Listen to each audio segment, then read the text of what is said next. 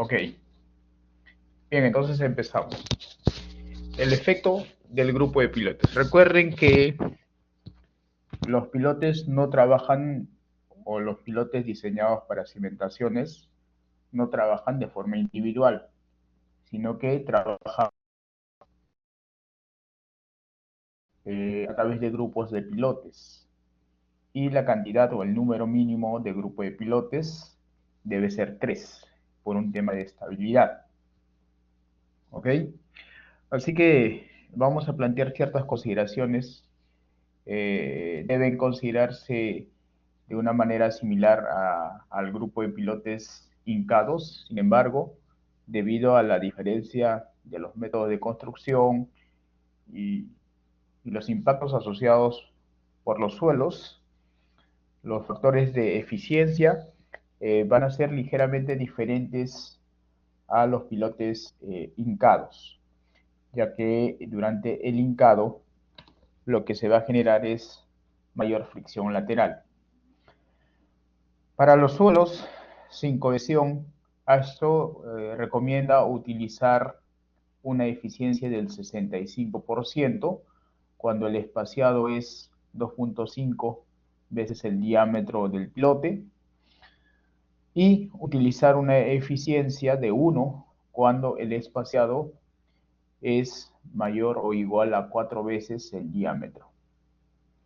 Y si uno quiere o quiere presentar un espaciado entre 2.5 y 4 veces el diámetro, ahí se puede interpolar los valores entre 0,65 y 1. Esa es la recomendación de ASTO para suelos sin cohesión. Siempre que se utilice una prueba, o perdón, una prueba de carga, ¿no? En este caso, pues las pruebas de carga permitirán verificar ya la eficiencia real, ¿ok? Es por eso que la norma de 0,50 exige las pruebas de carga, ¿no? Ya ustedes revisaron el capítulo 5 de la norma y ahí claramente indica de que las pruebas de carga son obligatorias en cada grupo de pilotes o en pilotes de 50 un lote de 50 pilotes. Como mínimo, realizar una prueba de carga. Siempre que se utilice una buena mano de obra, estos valores probablemente sean conservadores para suelos cohesivos. ASTO recomienda utilizar una eficiencia de 1, pero también se debe verificar que no falle el grupo de pilotes. Ok, entonces esa información iré anotando por acá. Ya saben que los pilotes trabajan en grupo y, por ejemplo, aquí voy a colocar un grupo de pilotes y si quiero transmitir cierta carga,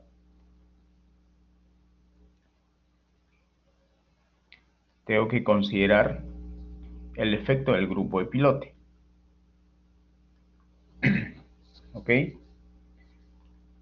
Ahí está, ¿no? Bueno,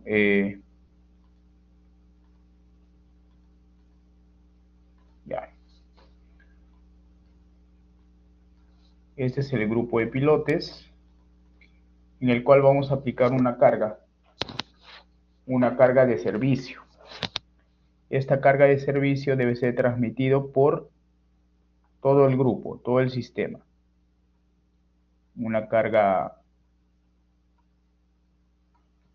de servicio.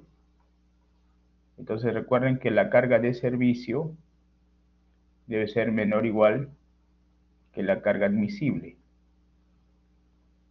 Perdón, que la carga que soportará el grupo de pilotes.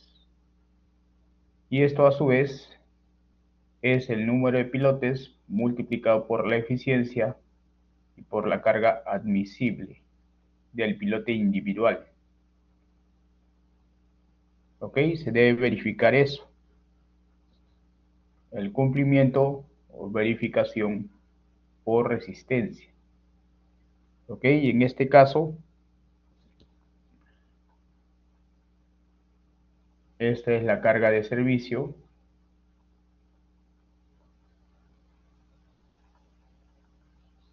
¿Ok? Esta es la carga o capacidad de carga del grupo de pilotes.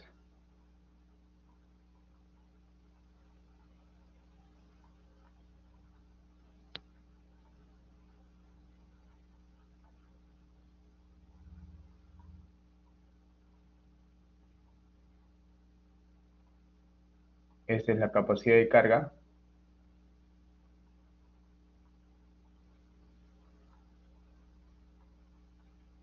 del pilote individual.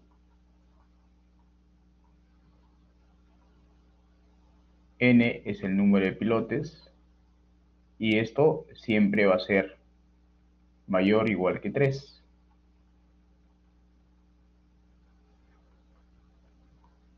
Número de pilotes. Y bueno, esta es la eficiencia, también menor o igual que 1. Eficiencia del grupo de pilotos, ¿no? ¿Ok? Entonces, vamos a considerar esa nomenclatura. Ahora, además de verificar la eficiencia, recuerden que se debe verificar los niveles de asentamiento, ¿no? Entonces, todo el grupo de pilotes va a presentar un nivel de asentamiento. Así que ese asentamiento debe ser menor que un asentamiento máximo.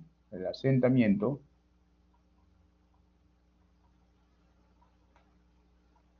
del grupo de pilotes debe ser menor o igual que el asentamiento máximo que soporta la estructura, y la mayoría de las estructuras pues no deben superar 25 milímetros. Además, la distorsión angular de la estructura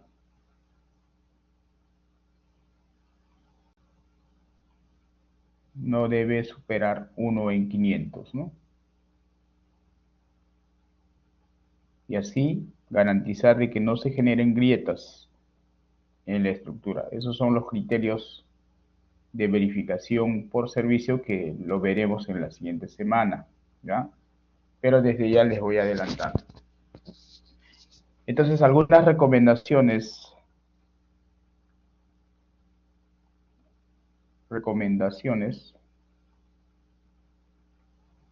para estimar la eficiencia del grupo de pilotes.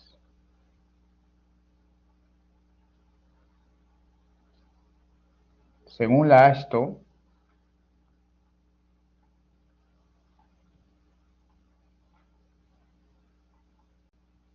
para suelos no cohesivos,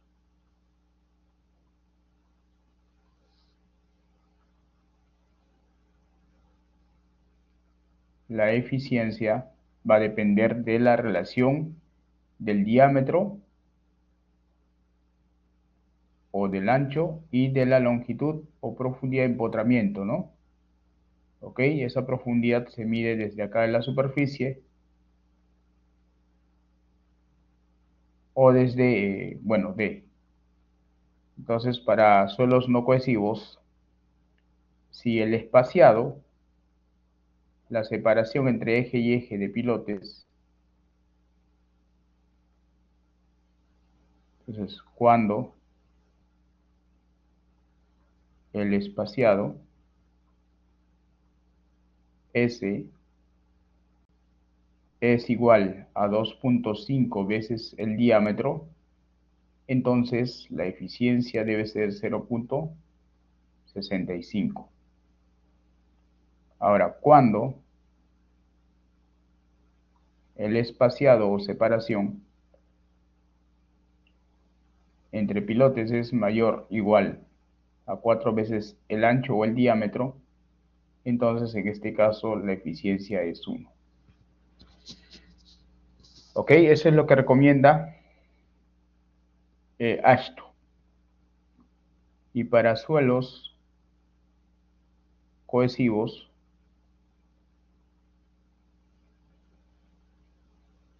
la recomendación de AASHTO es que la eficiencia sea 1. ¿Ok? ¿Ya? Entonces, ojo que esto no son obligaciones, sino recomendaciones. ¿Ya? En nuestro caso, para este curso, para fines de este curso, la eficiencia casi siempre va a ser dato, salvo se indique, pues no, las consideraciones para que ustedes estimen. ¿Ok? Ese es el efecto del grupo de pilotos. No sé si está claro. Y si tuvieran alguna pregunta.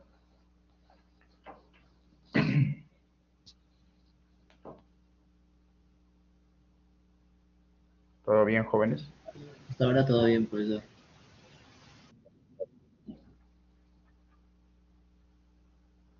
Bien. Otro efecto importante que hay que tomar en cuenta en los diseños es el concepto de fricción negativa. ¿Ok? La fricción negativa se define como una fuerza de arrastre ejercida hacia los pilotes hacia abajo. Y esta fuerza de arrastre es debido a que cierto tramo que atraviesa el fuste del pilote se consolida. Para ello, pues hay 4 casos mostrados acá. Primer caso, si un relleno de suelo arcilloso se coloca sobre un estrato de suelo granular en el que se hinca un pilote, el relleno se consolidará gradualmente ejerciendo una fuerza de arrastre hacia abajo sobre el pilote durante el periodo de consolidación de esa arcilla.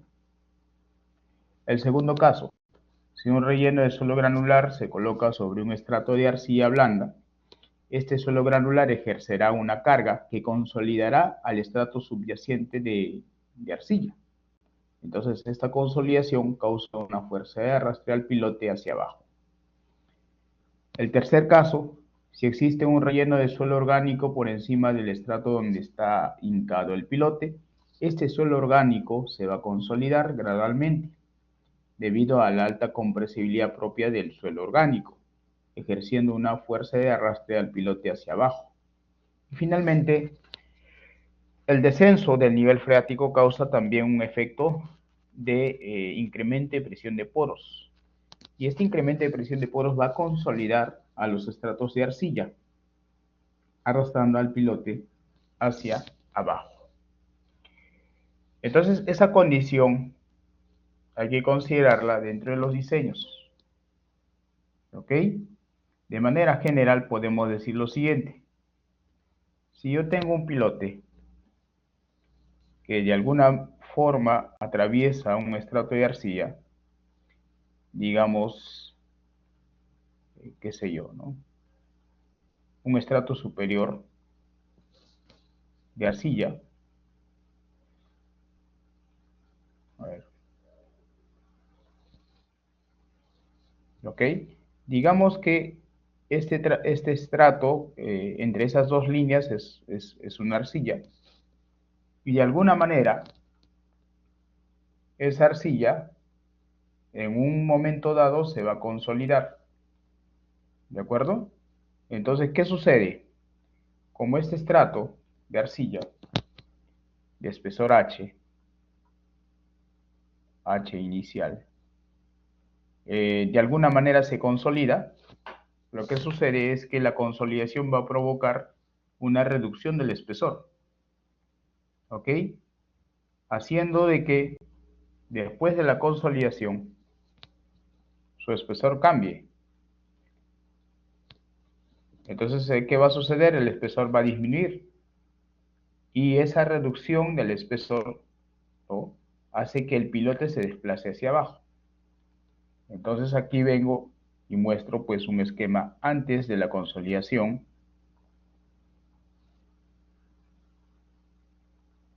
antes de la consolidación.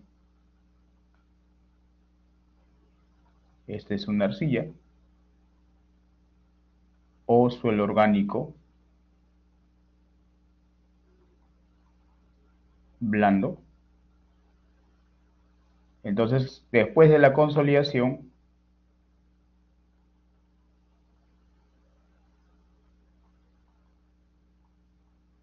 el espesor del suelo va a ser menor, porque los suelos al consolidarse se comprimen. Entonces la altura final es menor que la altura inicial. Es más, esta diferencia viene a ser el asentamiento por consolidación primaria, ¿no?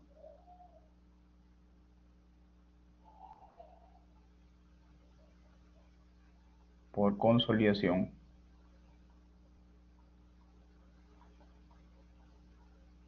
primaria.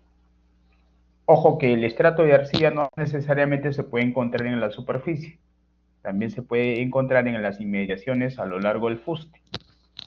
¿Ok? Entonces, aquí ya tenemos la arcilla consolidada, ¿no? Arcilla o suelo orgánico consolidado. Claro que para ello transcurre un determinado tiempo, ¿no? Entonces, durante el proceso de consolidación, el pilote va a desplazarse hacia abajo. Entonces, en esos casos, lógicamente, que la arcilla va a ejercer una presión hacia abajo, mientras que el suelo que no es arcilla va a ejercer una fricción contraria al movimiento, ¿no? ¿Ok? Entonces, si a esta fricción le llamo, no sé, F, N, A, y a esta fricción le llamo F, N, B. Entonces lo que sucede es que la capacidad de carga por fricción lateral va a cambiar. Esto va a ser igual a la fricción lateral que se opone al movimiento, que viene a ser el área lateral, por F sub NB. ¿Ok? Bueno, esto lo voy a colocar luego porque está en la parte inferior. Así que lo expreso de esta manera.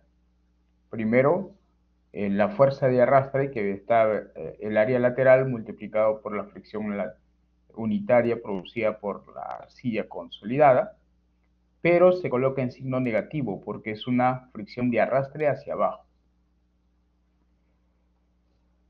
Y a eso se suma todos los componentes que aportan a la estabilidad, ¿no? Entonces, el método simplificado para calcular la capacidad de carga por fricción lateral, tomando en cuenta la fricción negativa, es calcular con los mismos métodos, pero de forma negativa, agregarle un signo menos. ¿Ok? Entonces acá vamos a colocar la fricción negativa es causada, la fricción negativa es causada por la consolidación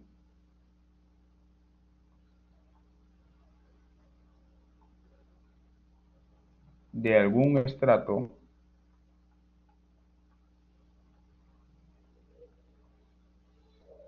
que conforma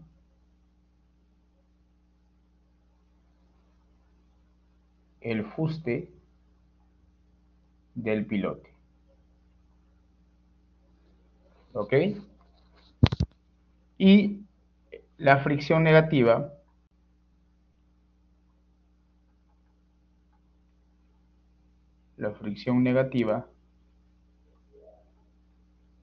es calculada con los mismos métodos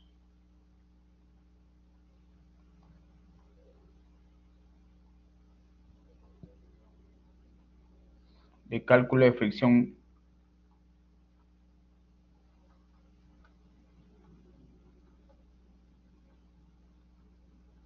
lateral, pero en signo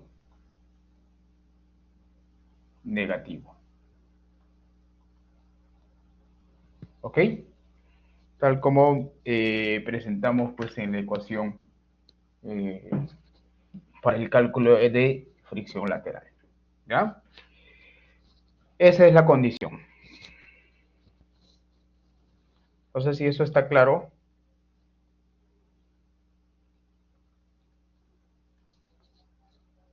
¿Se entiende?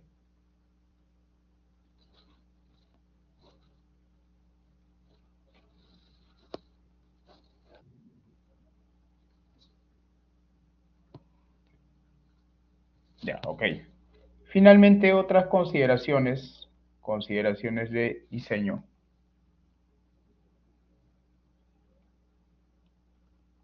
Para el cálculo de fricción lateral.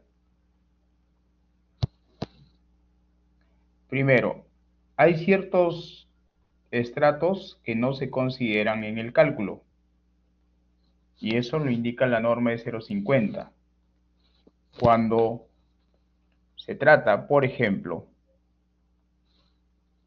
de suelos licuables, suelos orgánicos, suelos expansivos, arcillas consolidables o suelos arcillosos muy blandos,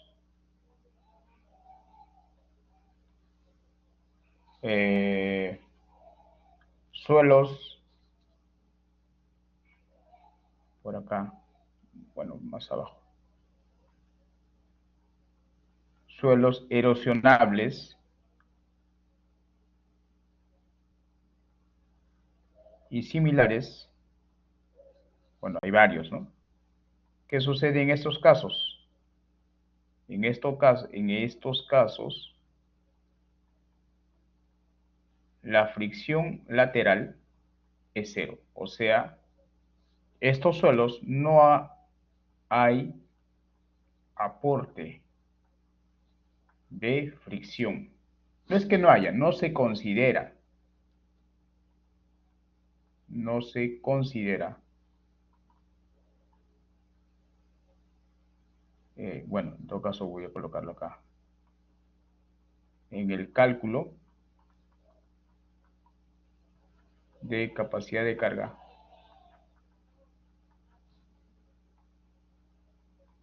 carga por fricción lateral,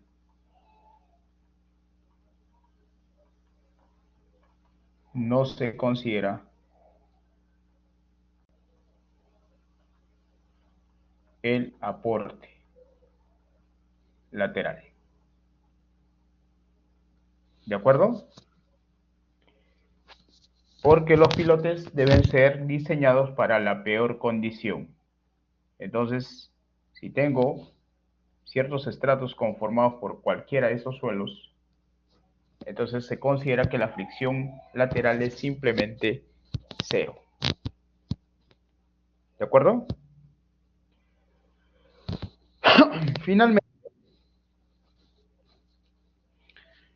ya vamos a mostrar algunos ensayos de verificación como control de calidad de los pilotes perforados y vaciados in situ, ya que estos durante el proceso constructivo pueden presentar problemas internos. Por ejemplo, durante el vaciado del concreto se puede contaminar con el lodo bentonítico utilizado durante la perforación o cualquier otro tipo de solución de polímeros que normalmente se emplea para compensar los esfuerzos laterales durante la excavación, para evitar el derrumbe, ¿no? Que ya habíamos comentado en las clases pasadas. Así que durante el vaciado del concreto, este concreto se puede contaminar con diversos materiales. También puede causar segregación, puede causar cangrejera, ¿no? Y como el pilote queda enterrado, cualquier deficiencia en el proceso constructivo no se va a poder visualizar. No es como una columna, ¿no? Por ejemplo, si haces un mal vaciado de una columna, si digamos se genera segregación o se genera cangrejera, pues es visible cuando quitas el encofrado, ¿no? Una vez que usted quita el encofrado de una columna y si hay una deficiencia en el vaciado, pues lo vas a visualizar. Y si esa deficiencia es reparable, se repara. Y si es grave, hay que demoler la columna, ¿verdad? Porque es visible la deficiencia. Sin embargo, en un pilote no es visible, porque cualquier deficiencia no se va a poder visualizar, ya que el pilote va a quedar enterrado. Para ello, se realizan ciertos ensayos de control de calidad y básicamente vamos a verificar dos ensayos realizados in situ. El primer ensayo es el ensayo Cross-Hall, ¿ok? Este ensayo consiste en colocar tuberías verticales a lo largo de toda la longitud del pilote. Aquí está el esquema, este es el esquema en planta. Note 4 tuberías diametralmente opuestos, 2 diametralmente opuestos obviamente, ¿ok? Y se realiza el vaciado del concreto, se esperan 7 días para que el concreto adquiera cierta resistencia, mínimo deben ser 7 días, y se utiliza las tuberías, dos de ellas diametralmente opuestas, para colocar una serie de sensores. Y esos sensores nos permitirá causar, por un lado, emitir un pulso, por otro lado, recibir el pulso. O sea, el pulso se refiere a causar una vibración por uno de los sensores y el otro va a ser un receptor. Esto con la finalidad de verificar la integridad del pilote. ¿Ok? Entonces, de esa manera podemos garantizar de que el pilote fue adecuadamente construido o quizá hubo un problema durante el vaciado. Y los resultados básicamente se muestran de esta manera. ¿Ok? Note acá, este es el inicio de registro en el cual se emite el pulso y pues después de cierto tiempo se obtiene el receptor, ¿no? Y en función de ello se puede interpretar para finalmente mostrar una imagen de este tipo. Observe acá, se ha realizado ensayos y esos ensayos nos pueden proporcionar una tomografía o una imagen tomográfica 3D o bidimensional, en el cual básicamente se muestra la longitud del pilote o a lo largo de la longitud del pilote, cómo va cambiando la velocidad de propagación de onda, ¿no? Y lógicamente que hay coloraciones. Si la coloración fuera uniforme, significa que el pilote está uniformemente constituida, pero en algunos casos puede presentar ciertas anomalías, como vemos en la imagen, ¿no? En la imagen observamos que la coloración verde corresponde a una velocidad de propagación de onda de 10 hasta 13 pies por segundo, ¿ok?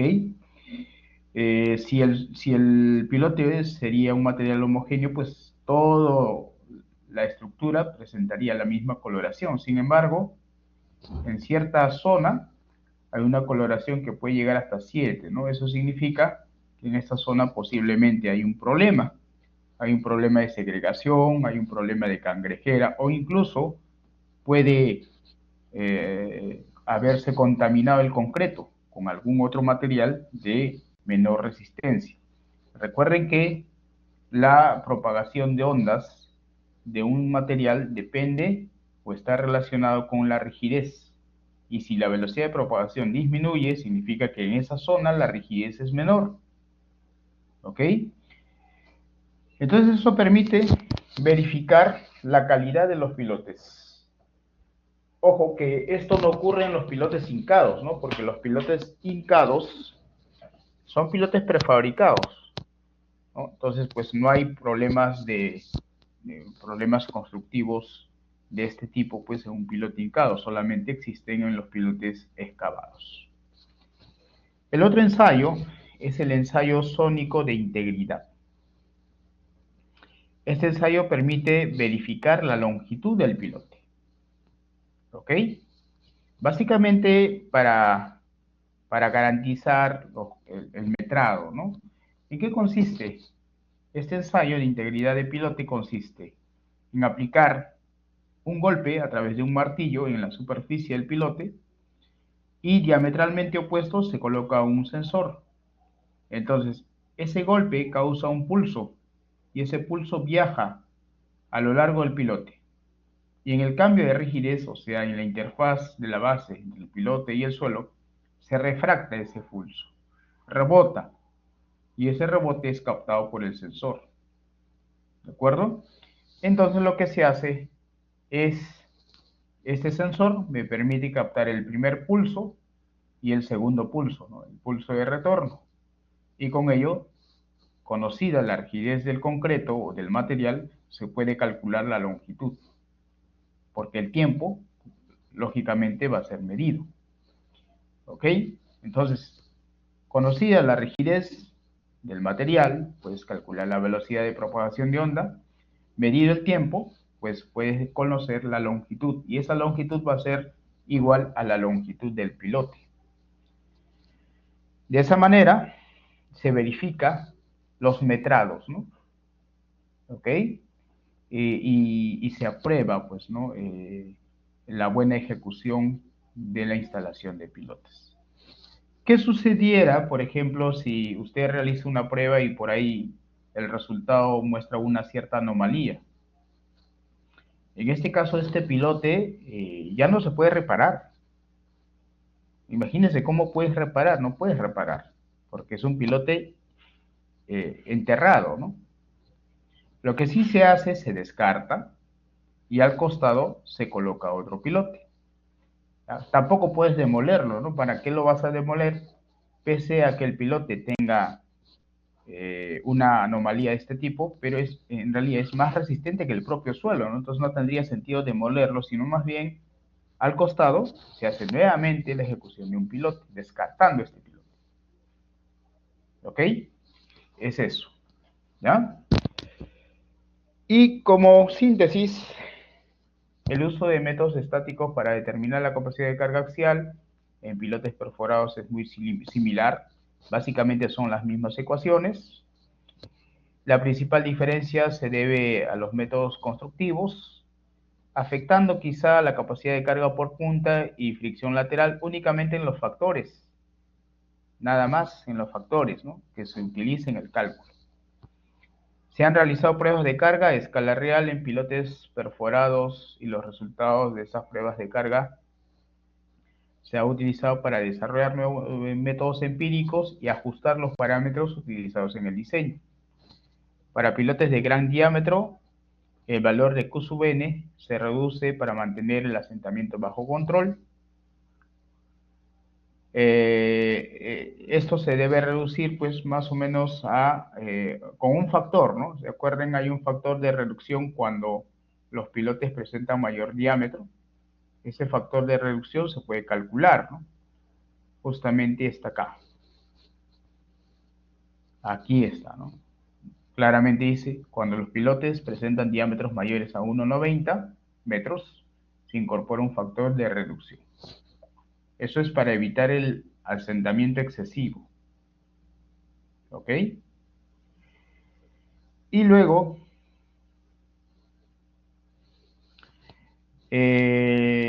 aunque el diámetro construido de los pilotes perforados suelen ser mayor que el diámetro de diseño de los pilotes, debe analizarse este diámetro, ¿no? Para ello es importante realizar las pruebas de carga. Los pilotes perforados suelen tener diámetros mayores a los pilotes hincados, y esto es una ventaja en sí porque en vez de hincar 5 o 6 pilotes, quizá te toca solamente construir 3 pilotes, ¿no? Porque la ventaja de los pilotes hincados, no, de los pilotes perforados es que puedes colocar pilotes de mayor diámetro. En cambio, los pilotes hincados a mayor diámetro, pues vas a tener mayor dificultad en el trabajo de hincado. La capacidad de carga de los pilotes perforados depende de la calidad de la mano de obra. Por lo tanto, es importante realizar las pruebas de verificación, tal como vimos en las diapositivas anteriores. Ok, con esto estamos finalizando el tema de los pilotes y solamente quedaría pendiente verificación por servicio, que lo vamos a ver en la semana que viene, cálculo de asentamiento y todo ello. Así que ahora vamos a resolver este ejemplo. Bueno, al inicio me demoré un poquito porque estaba planteando este ejemplo, ya que vamos a resolverlo como una aplicación final de todos los conceptos hasta este momento. Sí, la PC viene hasta la clase del lunes. El grupo de pilotes ya viene para el examen final. ¿Ya? Pero igual vamos a calcular el ítem A, por ejemplo, ¿no? El ítem A sí corresponde, pues, ¿no? Ya el ítem B es el tema de grupo de pilotes, ¿ya? Así que licuación también viene, pues. Licuación también viene. ¿Ya? Bien, vamos a resolver este ejemplo. Dice un grupo de pilotes hincados de 0,65 metros de diámetro y 12 metros de longitud transmitirá una carga de 3.500 kilonewton. Se prevé que la arcilla se consolidará después del hincado de los pilotes y que los parámetros de la arena densa son K igual a 1.75 K sub 0, donde K sub 0 vamos a calcularlo como 1 menos el seno de phi, y el ángulo de fricción de la interfaz arena-pilote es 95% del ángulo de fricción. Calcular la capacidad de carga admisible del pilote individual considerando un factor de seguridad de 3. Entonces vamos a resolver el ítem A, solución.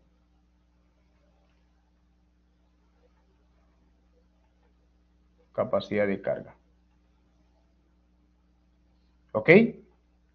Y acá tengo suelos mixtos, ¿no? Porque tengo primero una arena licuable, una arcilla compresible y una arena densa.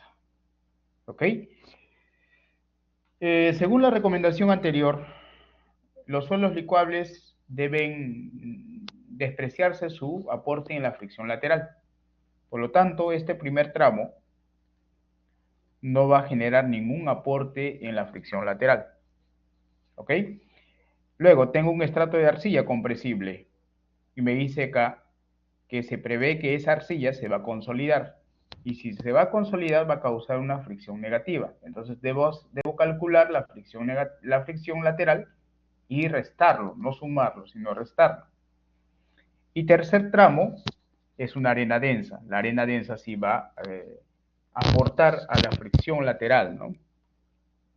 Entonces aquí voy a colocar las dimensiones o las longitudes. Digamos estos sean 2 metros, aquí 4 metros, y la longitud total dice que son 12 metros, ¿no? Entonces acá faltarán unos 6 metros. ¿Ok? Entonces, primero hacemos el cálculo de la capacidad de carga por punta. Carga por punta. Y como la punta se apoya en qué suelo, un suelo, la punta se apoya en arena densa. O sea, es un suelo no cohesivo, ¿no? Entonces, la capacidad de carga para este tipo de suelos es el ancho por el peso específico por n sub gamma más el esfuerzo vertical en la punta por n sub q. ¿Ok? Y En este caso, B es el diámetro que vale 0.65. Eso es dato. Acá está. ¿Ok? Gamma es el peso específico saturado. 2 toneladas metros cúbicos menos el peso específico del agua, ¿no? De la punta. Bueno, es cubo, ¿no? ¿Ok? Esto es en la punta. El suelo en la punta, ¿no? Y los factores de capacidad de carga, N sub Q y N sub gamma depende del índice de rigidez, ¿no? Los factores, bueno, antes de calcular los factores de capacidad de carga, calculamos el esfuerzo vertical. Esfuerzo vertical en la punta, sigma V, ¿no? Este esfuerzo vertical será igual a 2 metros multiplicado por 1.6 menos 1 toneladas metros cúbicos más 4 metros de arcilla, cuyo peso específico saturado es 1.8, pero debo restarle el peso específico del agua, más 6 metros de arena densa, cuyo peso específico saturado es 2, y debo restarle el peso específico del agua. De esa manera, tengo el esfuerzo vertical efectivo. A ver cuánto sale.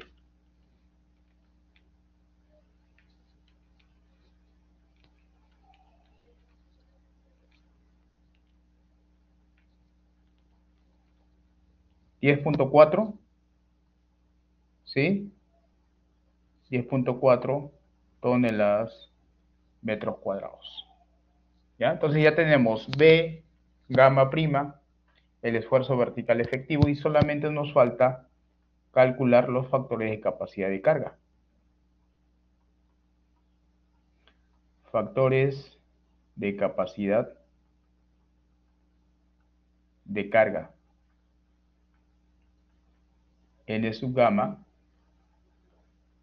y N sub Q. Esos dependen del índice de rigidez, ¿no? De rigidez del suelo de apoyo, donde se apoya la punta, ¿no?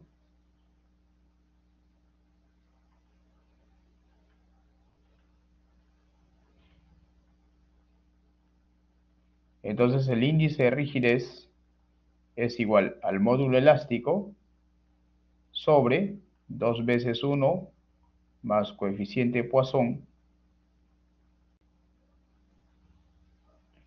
por el esfuerzo vertical por la tangente de phi. Reemplazando, en la punta el módulo elástico vale 3000 toneladas metros cuadrados. El coeficiente Poisson vale 0.3.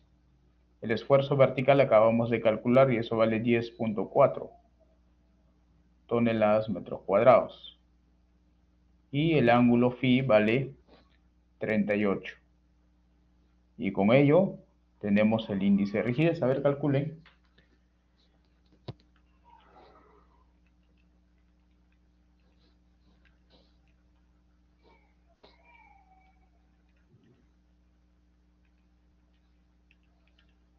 ¿Cuánto sale? 142. 142. Y con esto nos vamos a los ábacos, ¿cierto? Ábacos. Y obtendremos N sub gamma y N sub Q. ¿Ok? ¿Cuáles son los ábacos? Pues eso está, como es piloto hincado, pues en el ábaco Estos son los ábacos, ¿no? Que ya lo tienen también en el formulario. Entonces aquí vamos a colocar. Ahí está. Ok, para usar este abaco debo verificar el índice de rigidez, ¿no? Ok, el índice de rigidez me sale 142. Entonces lo que voy a hacer es trazar una línea aproximada, ¿no? Esto es 100, 250, más o menos 142, una tercera parte, quizá aproximadamente, ¿no? Vendrá más o menos así. Ya está. Esa es la curva correspondiente a 142 de forma aproximada, ¿no? ¿Ok? Casi la tercera parte, ¿no? De toda esta franjita. ¿Ya? Eso vendría a ser para 142. Igual acá, ¿no? Note que D entre B va a ser mayor que 5. Así que trazamos. Esto es 100, 250 más o menos la tercera parte. Ojo, de forma aproximada nada más. Entonces va a venir así. Bueno, acá ya todos convergen. ¿Ok? Ahí está. Bueno, me salió un tanto, no como una curva continua, pero vale, ¿no? Para el análisis. Para 142 de índice de rigidez. ¿Ok? Y ahora, como el ángulo de fricción es de 38, bueno, 38 más o menos estará por acá. 38. ¿Ok? 38.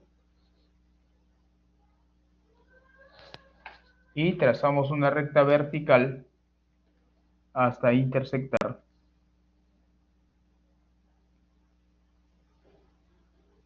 Bueno, ahí está. Esto lo voy a trazar de azul. Y con eso ya tenemos esos coeficientes, ¿no? Ahí está. Bueno, ahí ya podemos estimar de forma aproximada también. ¿Ok? Igual para el otro caso. Aquí 38, por ahí. Y más o menos por ahí, ¿no?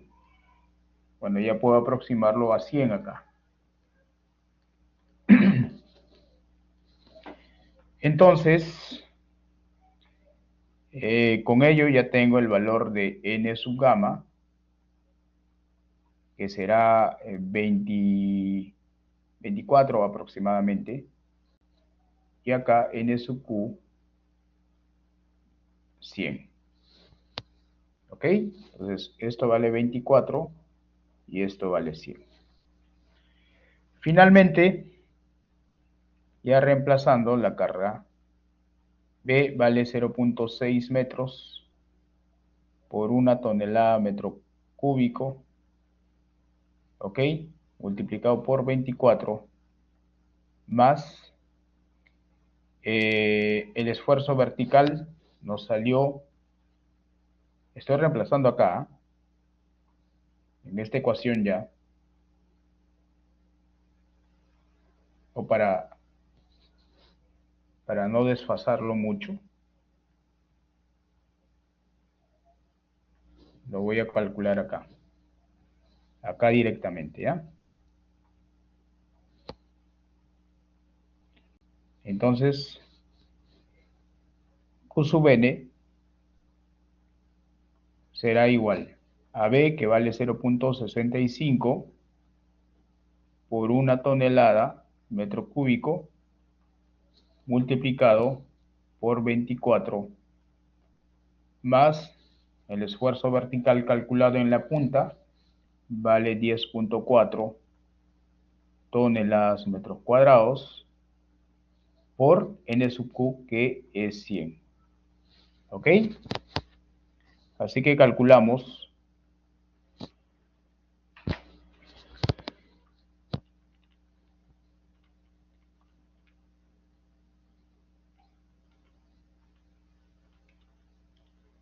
eso resulta ¿cuánto? 1055.6 toneladas metros cuadrados, que equivale a 10.556 kilopascales. ¿Ok? Ya estoy pasándolo a kilopascales. Recuerden que de toneladas metros cuadrados a kilopascales el factor es 10. Eso voy a colocarlo por acá. Una tonelada metro cúbico equivale a 10 kilonewton metro cúbico. Y una tonelada metro cuadrado equivale a 10 kilopascales. Eso ya deben conocer ustedes. ¿Y por qué lo estoy pasando a kilopascales? ¿Que no lo puedo dejar en toneladas? Pues no, ya que la carga de servicio está en kilonewton. ¿Ok? Y además, recuerden que la capacidad de carga por punta para los pilotes hincados experimentalmente tienen un comportamiento límite, ¿no? Y eso es 10.000 para arenas densas. Acá está, ¿no? ¿Ok? Entonces, este valor no debe superar 10.000.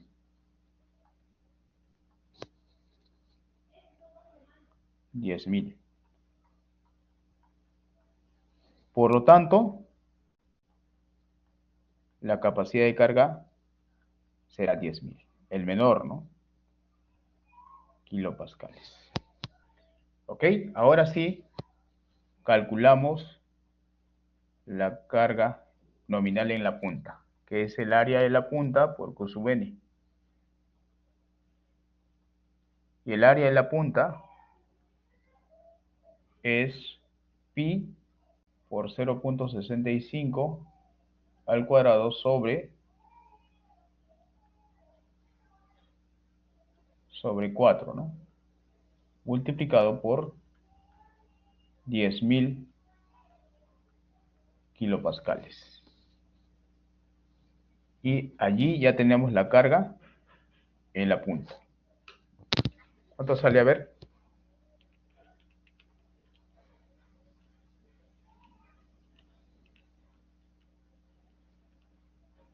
3.318.3 kilonewton. Esa es la carga por punta. ¿Está claro?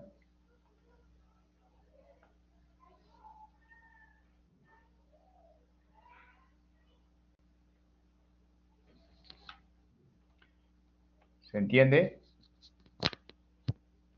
Ok. Ya tenemos la carga por punta. Profesor, Sí,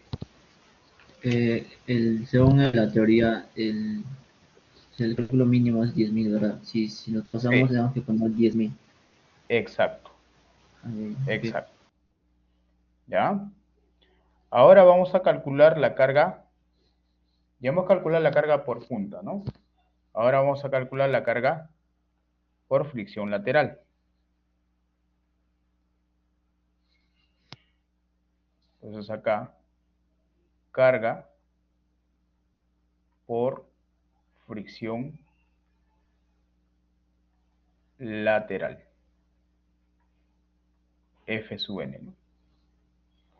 ¿Y cuántos tramos tenemos acá?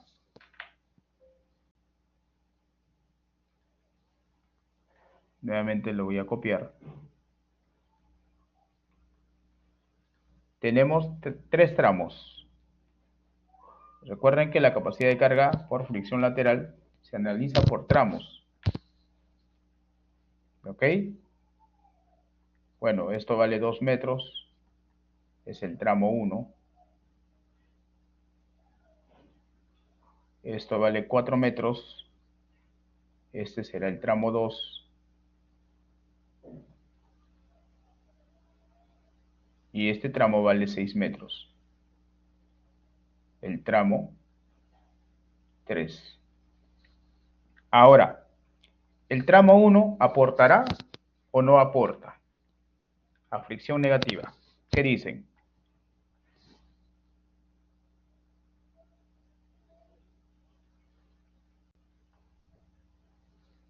A ver. No, No, ¿verdad? no aporta. Como el suelo, la arena es licuable,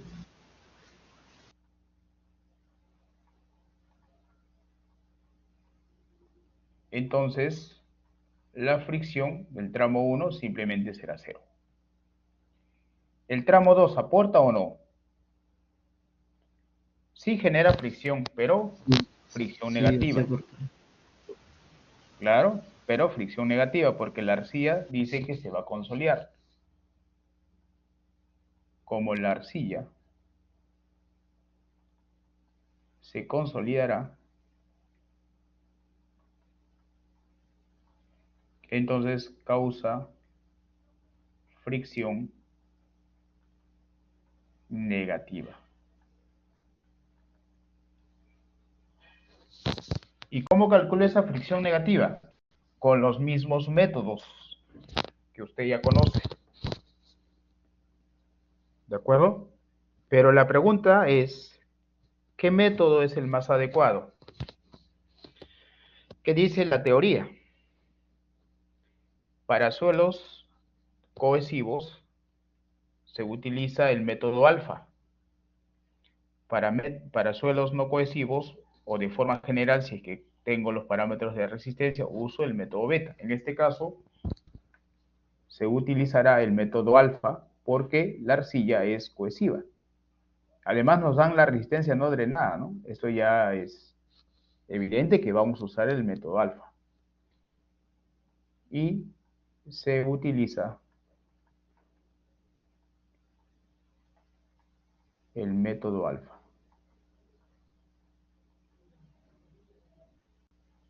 ¿Qué dice este método? Según este método, la fricción lateral 2 va a ser alfa por la resistencia no drenada.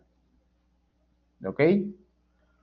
Y para estimar alfa, usamos este ábaco, ¿no?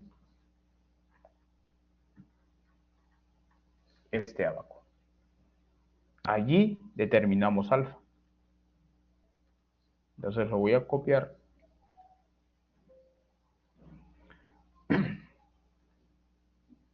Por acá. Pequeño nomás. Solamente como referencia. Y observen. Aquí debería ser esta, la línea. No salió a colores, pero lo voy a sombrear de color rojo para que se distinga. Y de ahí la curva viene por acá, ¿no? Ya se corrigió eso en el formulario, ¿ah? Yo les alcancé un formulario a través de la señorita delegada. Ya lo tienen a la mano ustedes. Ahí está. Bueno, no completó. A ver. Solo que en este abaco no salió a colores.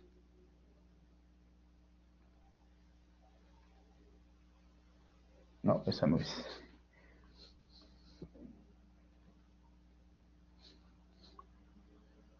Bueno, más o menos viene por acá.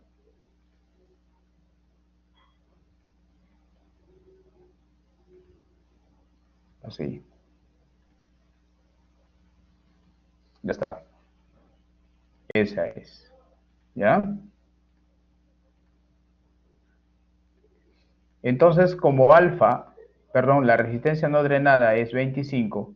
25 está justo acá en el punto medio entre 50, entre 0 y 50. Aquí está 25. Entonces, ¿cuánto sale alfa?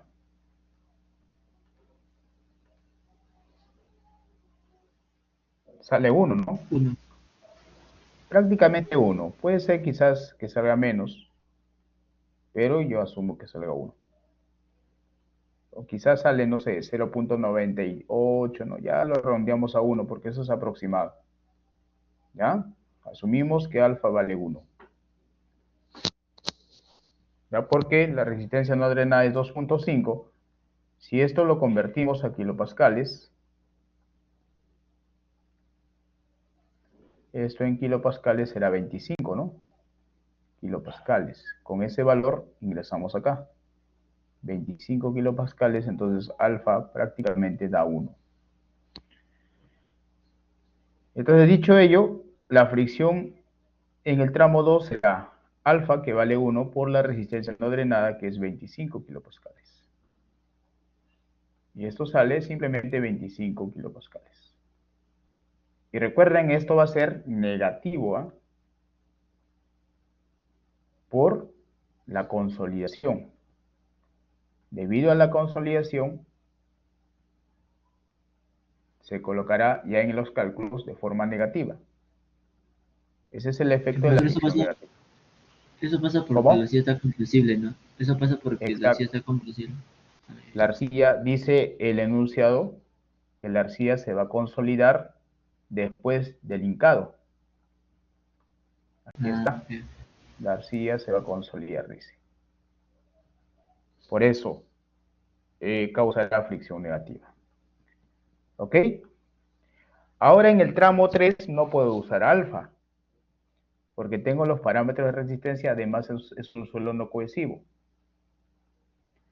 Como el suelo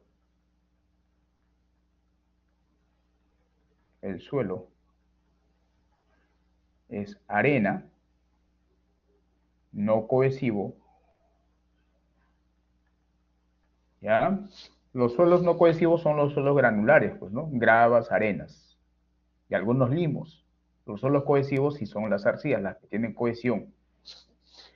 Entonces, en este caso, se utiliza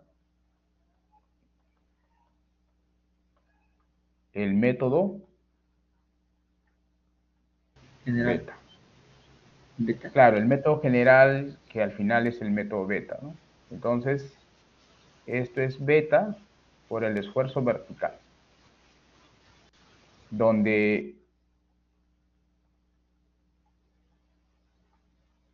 beta es igual a K por la tangente de phi. ¿Ok? Y según el dato, me dice, considere que K, aquí está, considere que K es 1.75 de K sub 0 y K sub 0 es 1 menos n de phi. Y la fricción en la interfaz es 0.95 de phi. Entonces considero eso. ¿Ok? Toda esa información conozco, ¿no? Entonces, aquí calculamos K. 1.75 de K sub 0, que vale 1 menos el seno de phi. Y la tangente,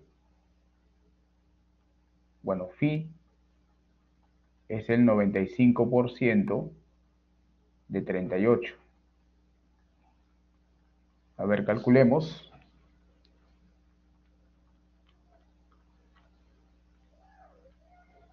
El primero sale 0.67, ¿no?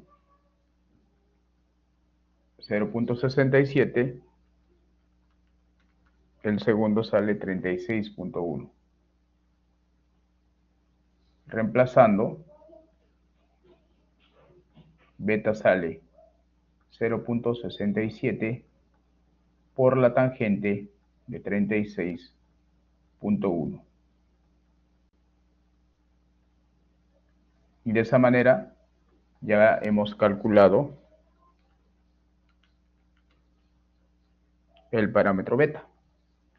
Sale 0.49, ¿no? ¿Ok? ¿Está claro eso? Profesor, una consulta. Si en este caso habría utilizado la fórmula general, tendría Es que lo hallar mismo. el esfuerzo efectivo, ¿verdad? No, el esfuerzo Igual acá efectivo. vamos a calcular el esfuerzo efectivo. Solamente hemos estimado beta. Igual tenemos que calcular el Claro, esfuerzo claro. efectivo. Ahora procedemos a calcular el esfuerzo efectivo. El esfuerzo efectivo, voy a colocarlo de esta manera. Bueno, todo este cálculo es. Ahora calculamos el esfuerzo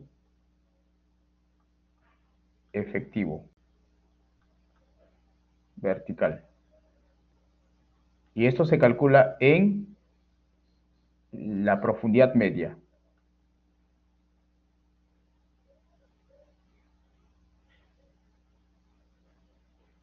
Del tramo 3, ¿no? O sea, Z, ¿cuánto será? Hasta la profundidad media es acá, ¿no? Z vale 6 más 3, 9, ¿no? 9 metros. Entonces, calculamos el esfuerzo, que es 2 metros de 1.6 menos 1 toneladas metros cúbicos, más, luego le siguen 4 metros de 1.8 menos 1, y de ahí le sigue 3 metros, cuyo peso específico saturado 2, le restamos el agua, porque estamos calculando en términos efectivos. Y finalmente, tenemos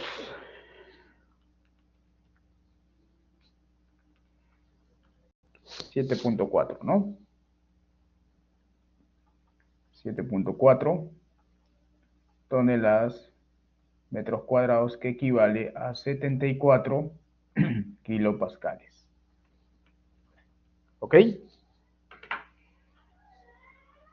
¿Esto está claro? ¿Se entiende, jóvenes?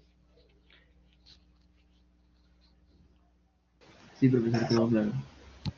Profesor, disculpe, buenas noches. ¿Cuándo es que usted solo analiza la mitad del suelo en donde se apoya el pilote, ¿no?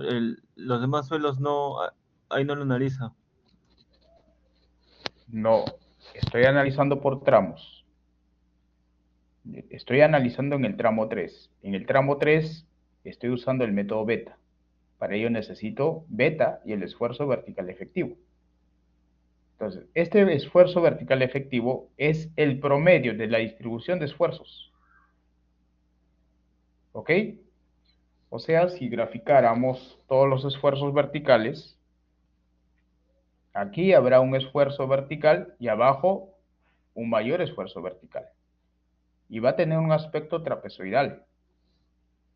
Entonces se considera un promedio. ¿Y cuál es ese promedio? En el punto medio, pues. Ese esfuerzo calculado en el punto medio va a ser el promedio de esfuerzos verticales a lo largo de ese tramo. Por eso es que siempre se calcula en la profundidad media del tramo evaluado. ¿Ok? Si el tramo 2 lo hubiera evaluado también por el método beta, también hubiera calculado el esfuerzo vertical en el tramo 2, en el punto medio del tramo 2. En este caso usé alfa, pues, no usé beta porque es una arcilla. Acá abajo sí uso beta porque es una arena. ¿Está claro? Sí, profesor, gracias. Ojo, no se trata de memorizar procedimientos, ¿ah? Los cálculos tienen que ser cálculos basados en la lógica. ¿Ya? Los esfuerzos, si el método me requiere calcular esfuerzos verticales, se calcula en el punto medio, porque ese esfuerzo calculado en el punto medio representa el promedio de los esfuerzos a lo largo de ese tramo. ¿Ok? Bien, entonces reemplazando, finalmente F sub N3 vale beta, es 0,49 multiplicado por 74, ¿no? Ya tenemos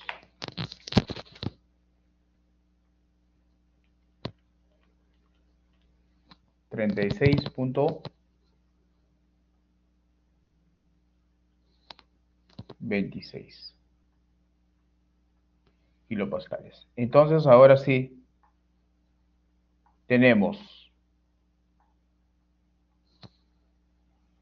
la fricción en el tramo 1 es 0. La fricción en el tramo 2 es menos 25. Y la fricción en el tramo 3 es 36. Y ahora sí podemos, acá de una vez lo coloco en negativo, ¿ya? Entonces ahora sí podemos calcular, pues, ¿no? Ahora, necesito las áreas. Ya como una especie de resumen, acá vamos a elaborar una tablita.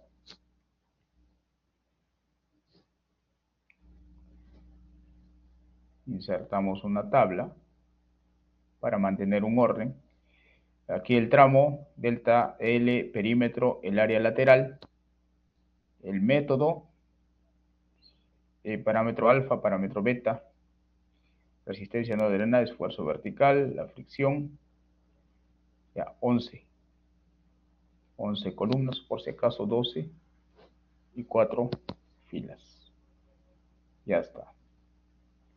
Esa va a ser la tablita que utilizaré. Ya, ahí está. Mejor lo hago en una nueva, para que no quede. Ya está. ¿Ok? Ahora le ponemos relleno blanco. Entonces, en esta tabla ya voy a presentar el resumen. Tramo, delta de L, el perímetro, el área lateral, que es el perímetro por delta de L. Acá el método. ¿Ok? Si es alfa, el factor alfa, pero antes la resistencia no drenada.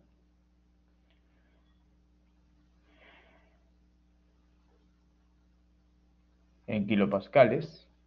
Con eso calculamos alfa.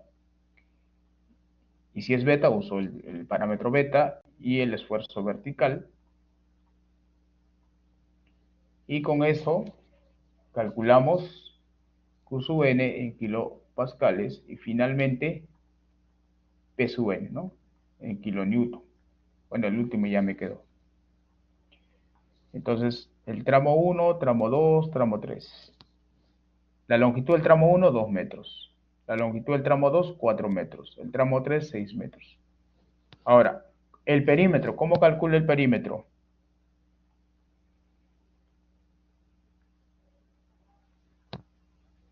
Perímetro. Como el perímetro, como el pilote es circular, es pi por el ancho, ¿no? O sea, pi por 0.65 metros. Y eso nos da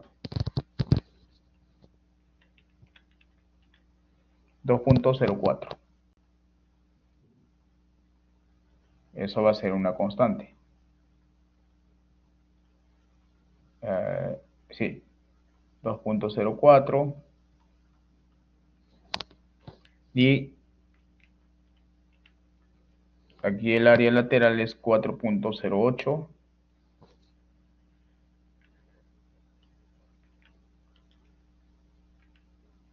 Luego 8.16. Y arriba 12 punto y tantos, ¿no? 12.24.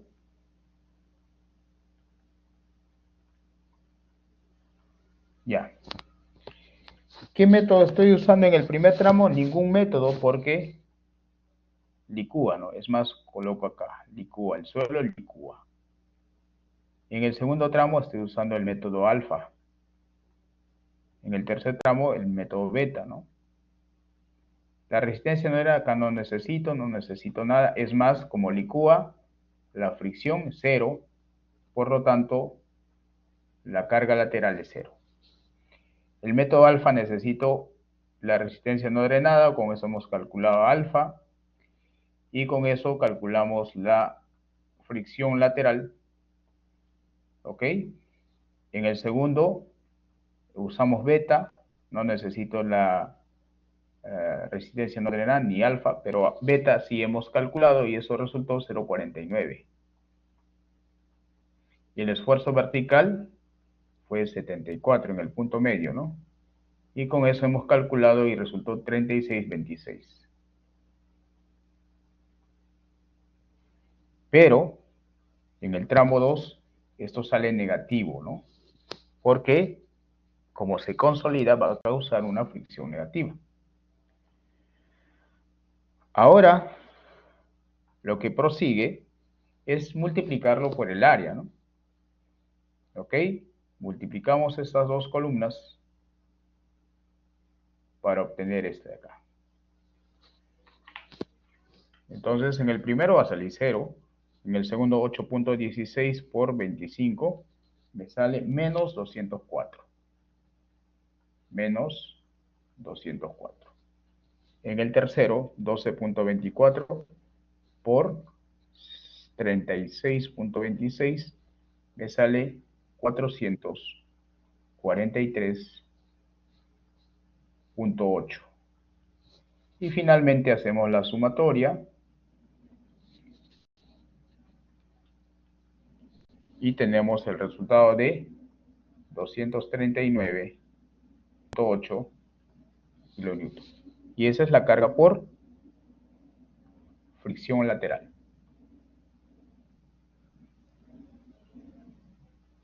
¿Ok? ¿Está claro eso, jóvenes?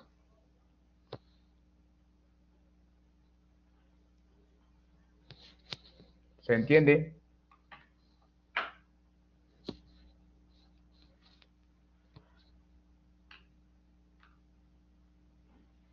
A ver, Julio, arcilla arenosa o arena arcillosa, lo define según los parámetros, pues. Para usar el método alfa necesitas los parámetros de resistencia no drenada. Para usar el método beta necesitas los parámetros de resistencia, la fricción, pues, ¿no? Entonces, según cómo están los parámetros, ojo que en el primero no puedo usar beta, ¿no? Porque tengo la resistencia no drenada. En el segundo no puedo usar alfa, porque tengo phi. En función de phi calculo beta. Pues depende mucho de los parámetros. ¿Ok? Grace, sí, adelante. Entonces, profesor, buenas noches. Buenas noches. Siempre que sea una arcilla compresible, ¿genera una fricción negativa o siempre No, que no sea... necesariamente. No necesariamente. ¿Ya? Tiene que, o sea, no todas las arcillas se van a consolidar. Claro, Por eso el enunciado especifica claramente de que sí se va a consolidar. por O sea, eso. ya está en el estudio de campo, se ha previsto que se va a consolidar. Por eso es importante los estudios de campo. ¿Otro suelo que no sea arcilla puede consolidarse? También el suelo orgánico. Un suelo orgánico puede contener arcilla. Un suelo Entonces, orgánico puede contener una arena, también se puede consolidar, siempre que tenga un componente importante de finos. entonces todo suelo que nos digan que se vaya a consolidar genera una fricción negativa. Exacto, exacto. El proceso de consolidación hace que el espesor disminuya. Y si el espesor disminuye, va a arrastrar el pilote hacia abajo. Ok. ¿Queda claro? Sí, profesor, gracias. Ya. A ver, voy a hacer una pausita acá, porque quiero terminar de resolver el... Uy, lo cerré. El ejercicio, a ver, me dan, y el control de lectura empieza. Lo voy a aplazar un poquito, ¿ya? 10 minutitos al control de lectura.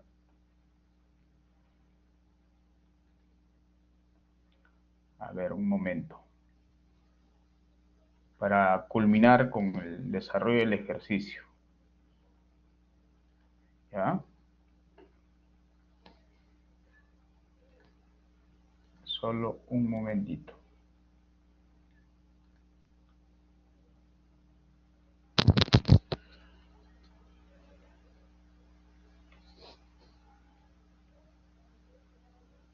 Ya.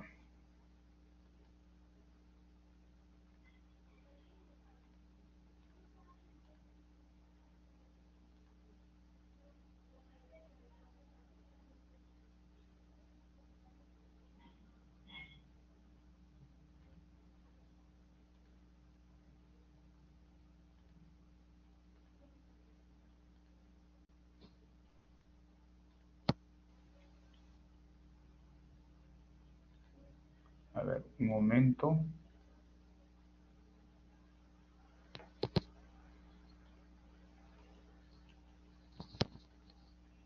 Ya, ahora sí. Ya, entonces continuamos, ¿ya? Quiero terminar el ejercicio.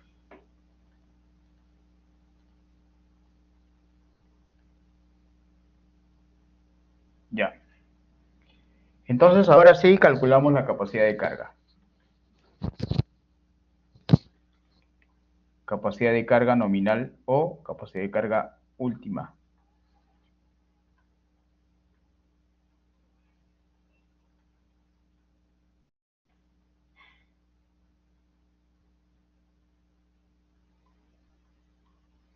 También llamado carga última.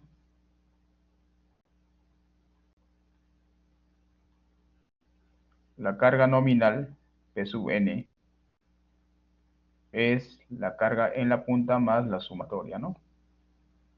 Así que esto sale, en la punta nos salió 3.318.3 kilonewton, más 239.8 kilonewton. Ese resultado es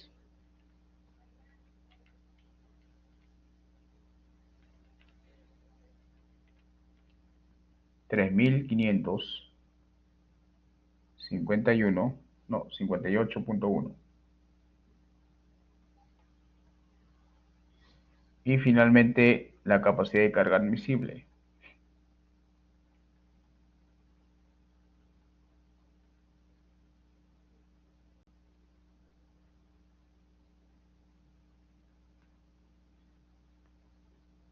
Y me dice que considere un factor de seguridad de 3.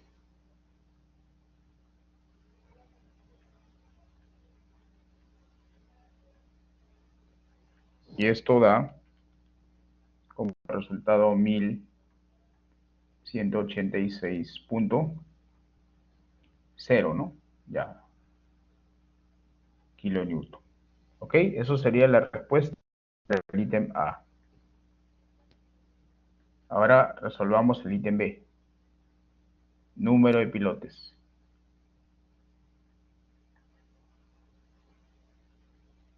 Para ello necesito la carga de servicio. La carga de servicio debe ser menor o igual a la carga del grupo de pilotes, que a su vez es el número de pilotes, la eficiencia y la carga admisible del piloto individual. Entonces ya en la peor condición igual la carga de servicio a la carga del grupo de pilotes. Y con ello despejo N, que sería la carga de servicio sobre la eficiencia por la carga admisible del piloto individual. Así que reemplazando la carga de servicio me lo dan de dato. Eso es 3.500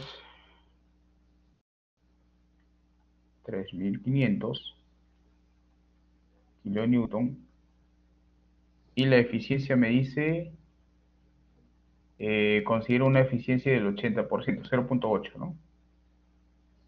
Entonces esto será 0.8 por 1186.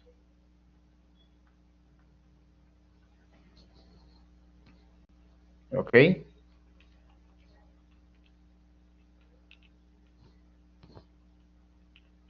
Y eso da 3.69. Y como el número de pilotes es un valor entero, entonces n vale 4 pilotes. ¿De acuerdo? 4 pilotes. Ahora, ¿cuál sería la configuración? Para ello tengo que calcular el espaciado. C. Configuración.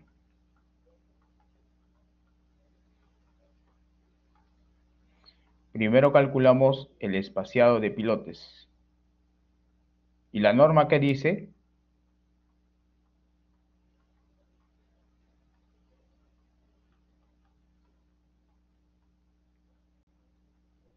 La norma dice cuando la longitud del pilote es mayor que 10,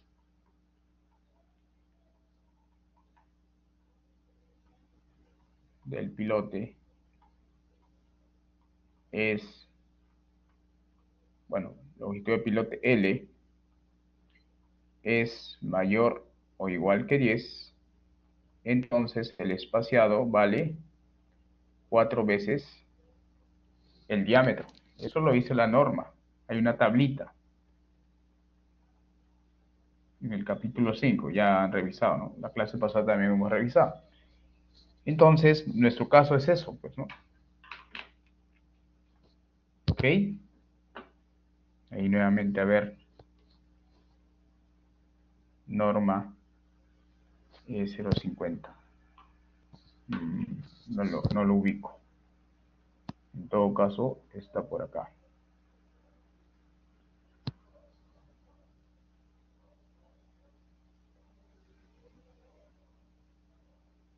No lo tengo.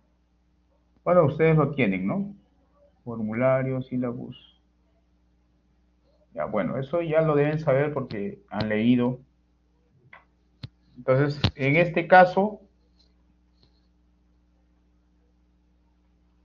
como la longitud de pilote es 12 metros, entonces la separación entre pilote y pilote debe ser 4 veces 0.65. Y eso es 2.6 metros. Y lo mínimo debe ser 1.2, y en este caso cumple, ¿no? Y con ello ahora sí hago el esquema, pues.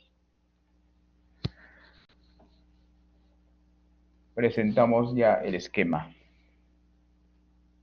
Son 4 pilotes, ¿sí? Lo mínimo es 1.2, ¿verdad? Lo mínimo es 1.2. Muy bien. Usted ha leído la norma. Me parece bien.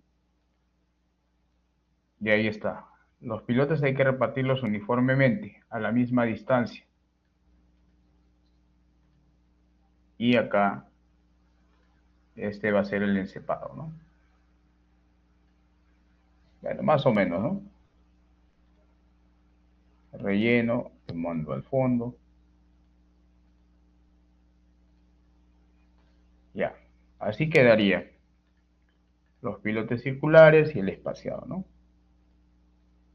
Esto en planta.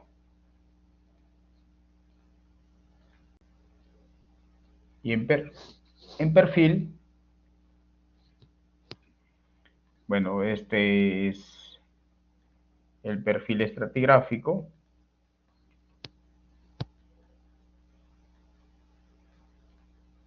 Bueno, voy a eliminar este pilote.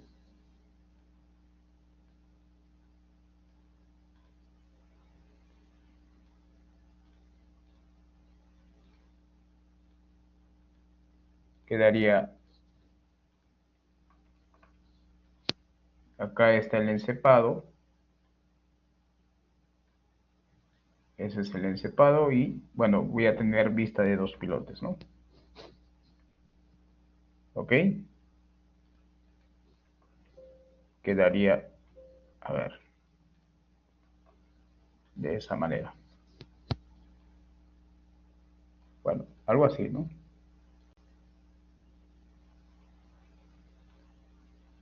Dos pilotes. Vamos a ver 2 pilotes, pues, ¿no?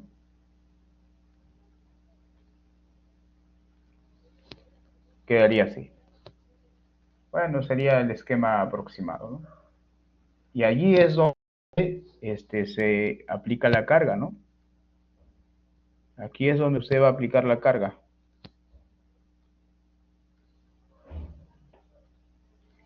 ¿Ok? Entonces aquí el espaciado de eje a eje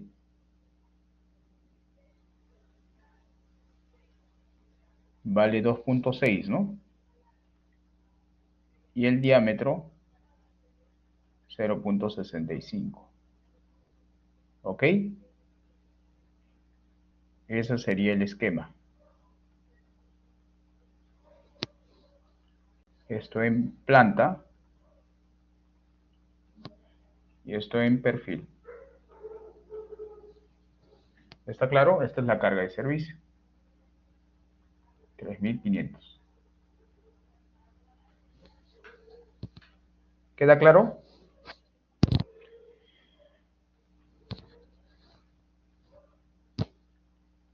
¿Sí? Sí, profe. Ya, muy bien. Entonces, con eso finalizamos. Y el control va a empezar en 5 minutos, ¿ya?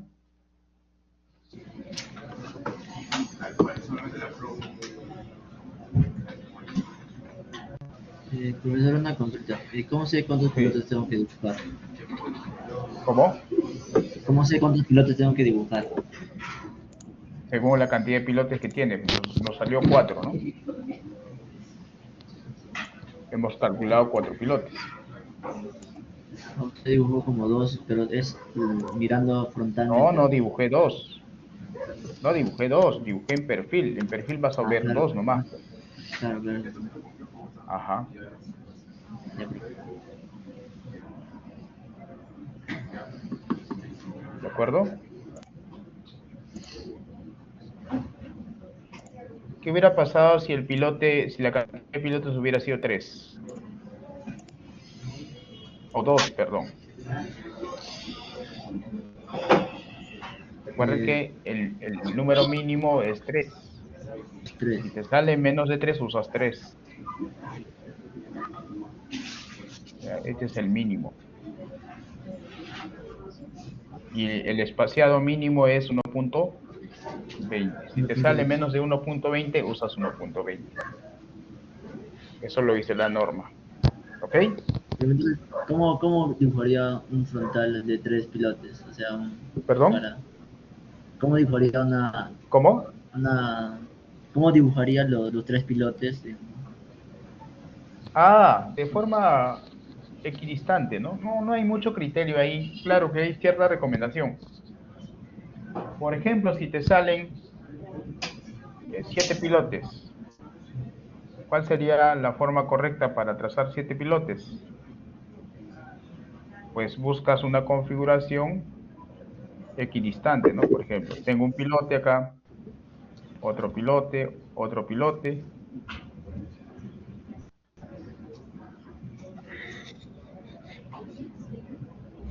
Ahí me salen 6. Ya, necesito 7, ¿no? Puede ser un hexagonal, o sea, acá, hasta ahí tengo 5, y luego, con eso tengo 7. Repartirlo uniformemente, esa es la idea, ¿ok? Esto es para 7 pilotes, pues, ¿no? Y si me sale 6 pilotes, ¿qué hago para 6 pilotes? En un formato de 2x3, ¿no? 6 pilotes. Profe, me salió 5 pilotes, ¿qué hacemos para 5 pilotes? Para 5 pilotes puedo hacer esto. Son 5 pilotes.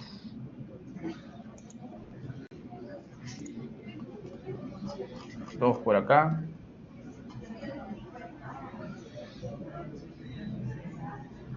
Aquí va 4. Y uno en el centro, ¿no? Entonces ahí van 5 pilotes. Ya, eso es criterio nomás. La idea es que la carga se distribuye uniformemente. Si me sale 8, 2x4, pues, ¿no? Si me sale 9, 3x3. Si me sale 11, para 11 pilotes, Uso la misma lógica que para 7, ¿no? 11 sería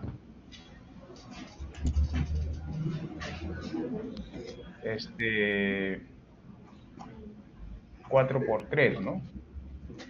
Entonces, 2 filas de 4 y una de 3. ¿De acuerdo? Entonces, de esa manera, pues. En un minuto empieza Ah, la actividad. Ahí está, 2 filas.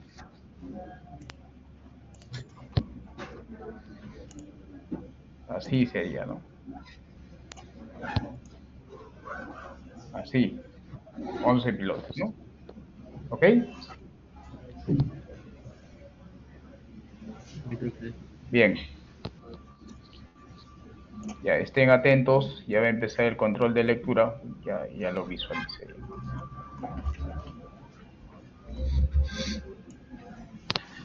En alrededor de un minuto empieza. Empieza a las 6:55 y termina a las 7:05. ¿Ya? Y luego les envío este archivo. envíanos. Y recuerden, el sábado es el reforzamiento de 5 a 7, este sábado, ¿ya?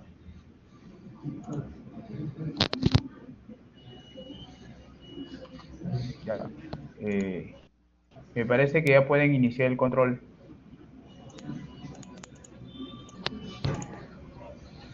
Si no se actualiza, tengan paciencia. Creo que el aula virtual ya está alineada con el horario, así que usualmente demora unos segundos, así que tengan paciencia. Me voy a colocar mi modo estudiante.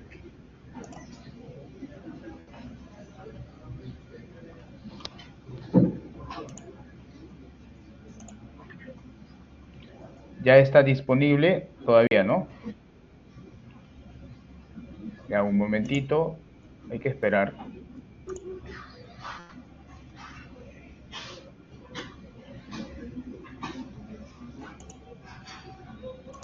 Ya está disponible ya.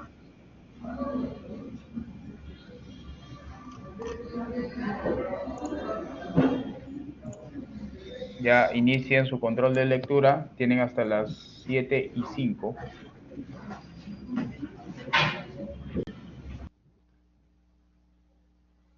Ya cuando finalizan pueden retirarse, no hay problema. Y con eso estaríamos finalizando, ¿ya?